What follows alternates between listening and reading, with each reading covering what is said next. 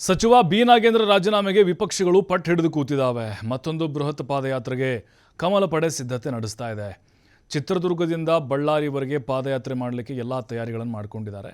ಸರ್ಕಾರದ ಮೇಲೆ ಒತ್ತಡ ಹೇರೋಕ್ಕೆ ಬಿಜೆಪಿ ಈಗ ಪಾದಯಾತ್ರೆದ ಮೊರೆ ಹೋಗ್ತಾ ಇದೆ.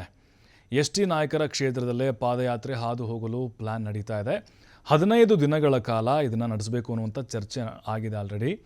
ಎಸ್.ಟಿ. ಸಮುದಾಯಕ್ಕೆ ನಾಗೇಂದ್ರ ರಾಜೀನಾಮೆ ವಿಚಾರ ತಲುಪಿಸುವಂಥ ಪ್ಲಾನ್ ಇದು. ಮುಂದಿನ ವಾರದೊಳಗೆ ಪಾದಯಾತ್ರೆ ದಿನಾಂಕ ಪ್ರಕಟವಾಗುವಂಥ ಸಾಧ್ಯತೆಗಳಿದ್ದಾವೆ.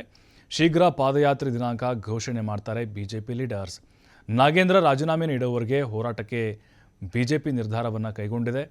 ಈಗ ನೋಡಿ, ಅದರಲ್ಲೂ ಅದರ ನೇತೃತ್ವವನ್ನು ಮಾಜಿ ಸಚಿವ ಬಿಜೆಪಿ ಹಿರಿಯ ನಾಯಕ ಶ್ರೀರಾಮುಲು ವಹಿಸಿಕೊಳ್ಳುವಂಥ ಸಾಧ್ಯತೆಗಳಿದ್ದಾವೆ. ಯಾಕಂದರೆ ಆ ಭಾಗದಲ್ಲಿ ಪ್ರಬಲ ನಾಯಕರಾಗಿ ಎಸ್.ಟಿ. ಸಮುದಾಯದಲ್ಲಿ ಗುರುತಿಸ್ಕೊಂಡಿದ್ದಾರೆ ಮತ್ತು ನಾಗೇಂದ್ರ ಅಂತ ಬಂದಾಗ ಕಾಂಗ್ರೆಸ್ನಲ್ಲಿ ಗುರುತಿಸ್ಕೊಂಡಿದ್ದಾರೆ ಮತ್ತು ಯಂಗ್ ಲೀಡರ್ ಆಗಿದ್ದಾರೆ. ಅವರಿಗೆ ಟಕ್ಕರ್ ಕೊಡಬೇಕು ಅನ್ನುವಂಥ ನಿಟ್ಟಿನಲ್ಲಿ ಒಂದು ಭವಿಷ್ಯದ ಪ್ಲ್ಯಾನ್ ಹಾಕ್ಕೊಂಡು ಈ ರೀತಿಯಾಗಿ ತಂತ್ರಗಾರಿಕೆಯನ್ನು ಬಿಜೆಪಿ ನಾಯಕರು ಹೆಣಿತಿದ್ದಾರೆ ಅಂತ ಅನ್ನಿಸ್ತಾ ಇದೆ.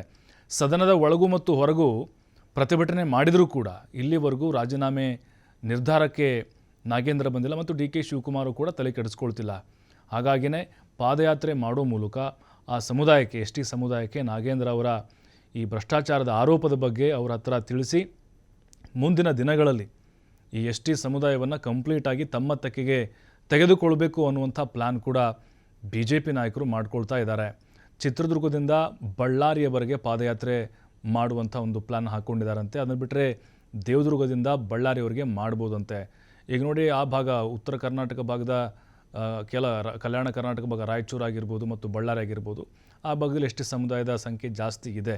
ಮತ್ತು ಚಿತ್ರದುರ್ಗ ಅಂತ ಬಂದಾಗ ಅಲ್ಲಿ ಮತ್ತು ಮೊಳಕಾಲ್ಮೂರು, ಅದರ ಜೊತೆಗೆ ವಿಜಯನಗರದ ಕೆಲವು ಪ್ರದೇಶಗಳು, ಅದಾದಮೇಲೆ ಬಳ್ಳಾರಿ, ಮತ್ತು ಅಂದರೆ ತಮ್ಮ ಸ್ವಹಿತಾಸಕ್ತಿಯನ್ನು ಕೂಡ ಜಾಸ್ತಿ ಮಾಡಿಕೊಳ್ಬೇಕು ಅಂಥೇಳಿ ಮತ್ತು ತಮ್ಮ ವರ್ಚಸ್ಸನ್ನು ಕೂಡ ವೃದ್ಧಿಸಿಕೊಳ್ಬೇಕು ಅಂಥೇಳಿ ಶ್ರೀರಾಮುಲು ಅವರು ಈ ರೀತಿಯಾಗಿ ಪ್ಲ್ಯಾನ್ ಹೆಣಿತಾ ಇದ್ದಾರೆ ಅನ್ನುವಂಥ ಚರ್ಚೆಗಳು ಕೂಡ ನಡೀತಾ ಇದೆ. ಬಟ್ ಅದಕ್ಕೆ ದಿನಾಂಕನೂ ಕೂಡ ನಿಗದಿ ಆಗಬೇಕು. ಹೈಕಮಾಂಡ್ ನಾಯಕರು ಕೂಡ ಆಲ್ರೆಡಿ ಇದಕ್ಕೆ ಒಪ್ಪಿಗೆಯನ್ನು ಸೂಚಿಸಿದ್ದಾರಂತೆ.